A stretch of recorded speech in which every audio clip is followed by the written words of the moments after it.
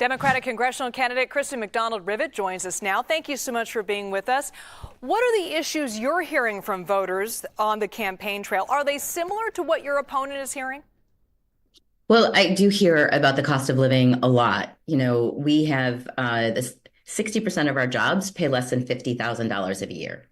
So when you think about what that means in terms of the price of groceries and the price of gas, it's an overriding concern, more than anything else, with the exception of reproductive freedom for women. Those are the two issues I hear the most about.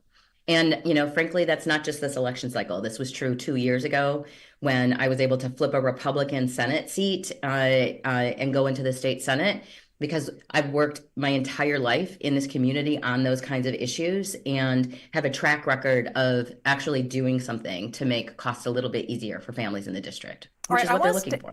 I want to stay on this issue, though, of issues like inflation and the economy, because some voters are not happy with the way the Biden-Harris administration has handled this over the last 4 years. How is the top of the ticket impacting the race in your district?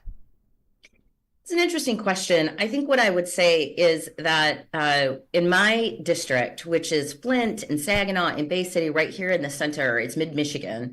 This is families who, quite frankly, are pretty sick of politics. But what they want are leaders that will talk straight and do something. So in the Michigan State Senate, I authored the largest tax cut for working families in Michigan's history.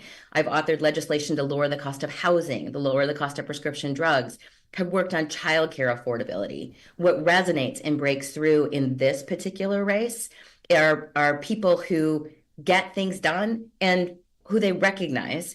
So I do have an opponent. He moved into the district from California in order to run from Congress. He's not actually from here. But the people here in this area, I've lived in mid-Michigan my entire life. My husband and I raised our 6 kids here.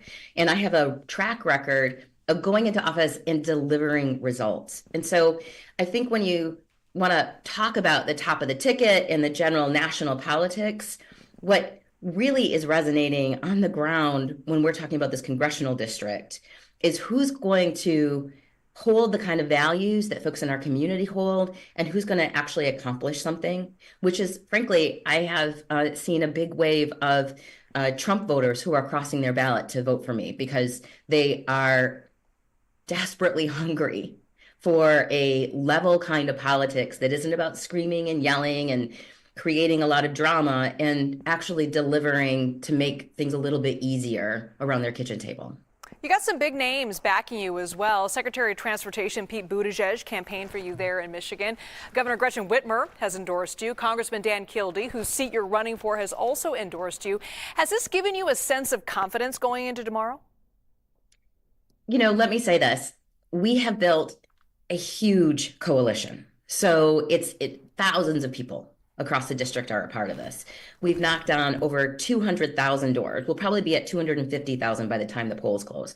Called 500,000 calls. We just really blanketed the district with people who are coming together for a different kind of why, that we know that we can hold on to our values and that we can be patriotic by looking optimistically into our future. We can create strong schools and economies that work for everybody. That is something that really resonates across the board.